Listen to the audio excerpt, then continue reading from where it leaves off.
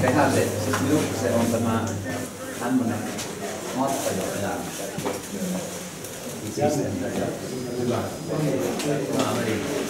Joo, viimein kuulinkin, joo, kyllä. Me asuttiin siinä Luostarin hotellissa, mikä oli semmoisen aikaisen sisällä.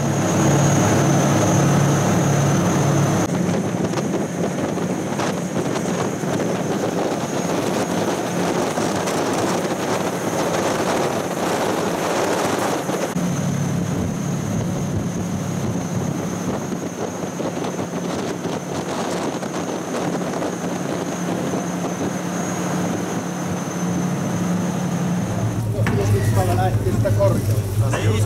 Ei mulla ajaa traktoriin 60, kato minä en päässyt ohi tuolla. Meillä on opastus sitten täällä, että niin tosta.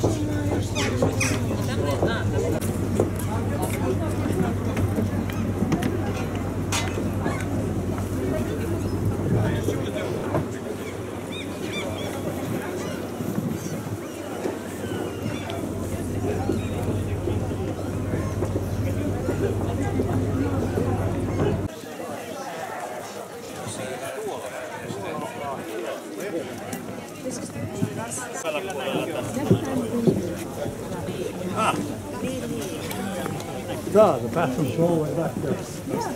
No, that's just a paper joint. You have to get back on the boat? No.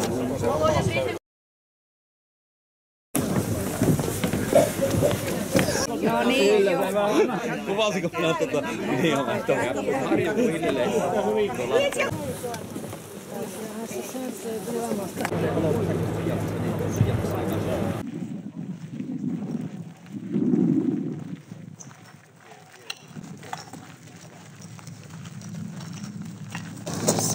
Me olemme nyt Kiisensaaren eteläisimmässä osassa, jossa sijaitsee maailman kuulu Kiisen kirkkoryhmä ja sen takana on semmoinen perinteinen Äänesniemen kylä. Äänesniemeksi kutsutaan semmoinen suuri alue, johon kuuluu Äänesniemen manner. Se on Kiisensaaren lännessä puolelta. Ja Kiisensaarta idästä ympäröivä saariryhmä on myöskin Äänesniemen semmoinen valtava osa, valtava alue. Museo perustettiin Kiisensaarella vuonna 1966 ja sen kulmakiviksi tulivat koskematon luonto, Äänesniemen koskematon luonto, talonpoikaiskulttuurin säilyneitä perinteitä ja myöskin siis puuarkkitehtuuri. Ensimmäiset ihmiset asuttivat Äänesniemen jo ensimmäisellä vuosituhannella. Oletetaan, että ne ihmiset olivat saamelaisia ja sitten myöhemmin tulivat saarella Äänesniemelle myöskin suomalaisukraisia heimoja, karjalaisia ja vepsäläisiä. He harjoittivat pääosin metsästystä, kalastusta. Oletetaan myöskin, että he olivat pakanallisia. Kiisensaaren nimi, kisi-sana, luonto, ehkä karjalan sanasta kiisat tai kissat.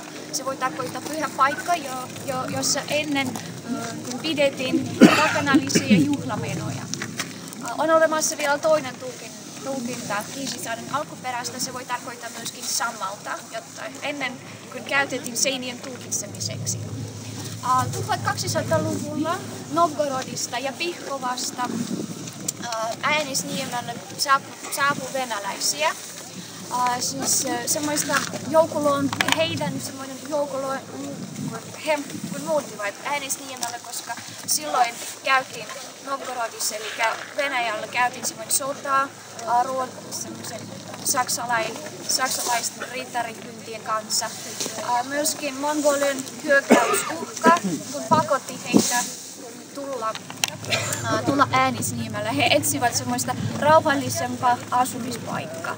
Ja venäläiset kun aihe vaikutti vaikka suuresti paikallisten kansojen kulttuuriin. He toivat mukanaan uutta elinkeinoja ja myöskin he alkoivat rakentaa ensimmäisiä tasoneja ja ensimmäisiä kirkkoja. Ja venäläiset he sulautuivat paikallisiin kansoihin ja näin Äänisniemellä syntyi semmoinen erikoinen kansa. Ja tänään me tutustuimme niin heidän kulttuuriin. Kaksi kirkkoa Kiisunsaarella mainitaan ensi kerran dokumenteissa vuonna 1563. Semmoisen dokumenttien mukaan saarella oli kaksi kirkkoa. Toinen oli kesäkirkko, toinen oli talvikirkko ja vielä yksi kellotalo. 3 semmoista uskonnollista rakennusta muodostui niin sanotun pogostan. Pogostana pidettiin alueellinen yksikkö ja Kisin pogosta näin oli semmoinen Äänisniemellä suurin, koska sille pogostalle kuului noin 130 kylää, joista 9 sijaitsi ennen saarella. Meidän aikaamme asti on säilynyt vain 2 historiallista kylää Kisensaaren keskiosassa. Vuonna 1694 2 kirkkoa saarella Kisensaarella valoi salamaniskusta ja niiden paikoille paikalliset hirvesmiehet talonpojat rakensivat 2 kulttua. Eli nykyaikainen pogosta, Kisun pogosta aito 1700-luvulle.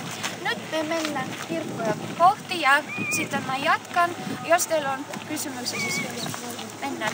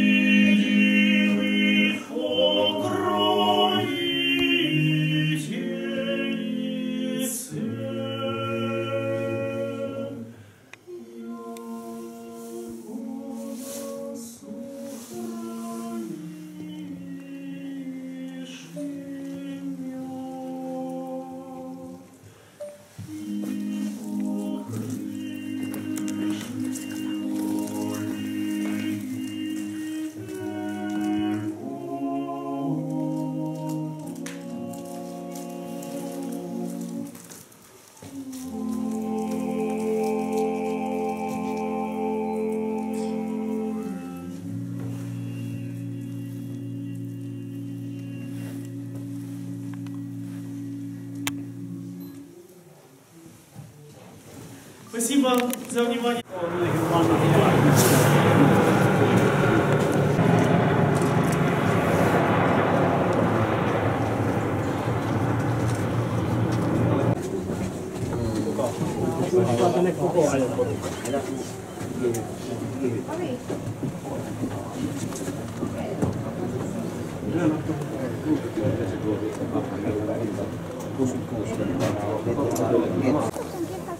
Kirkko suljettiin vuonna 1980, eli silloin se ei ollut jo arvoisessa kunnossa. Silloin kirkkoon rakennettiin tukirakennelma.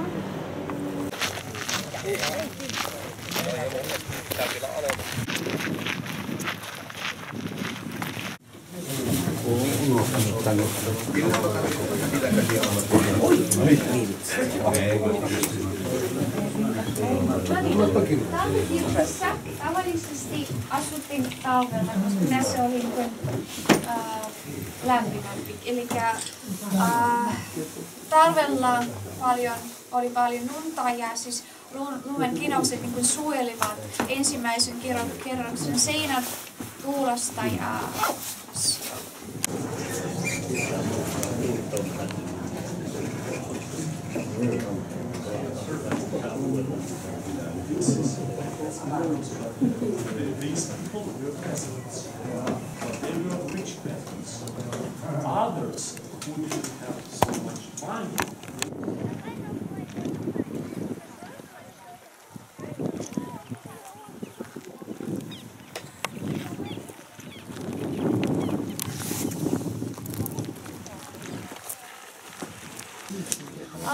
kirven piti olla riittävästi terävä.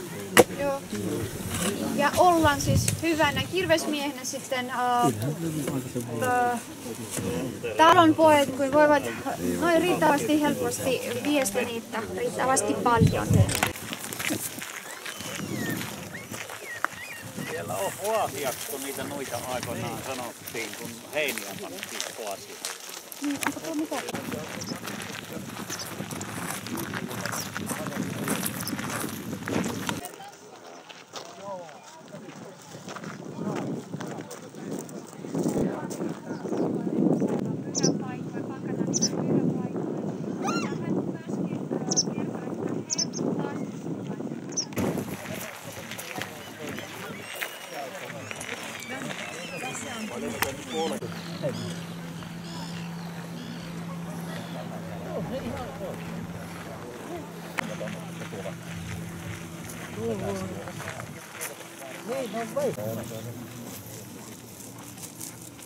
Muikku.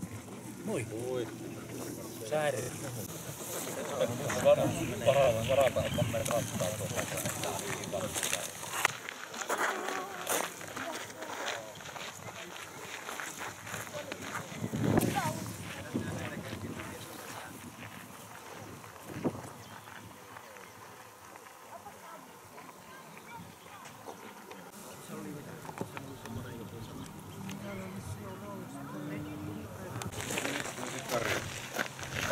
Tullaan tuolta.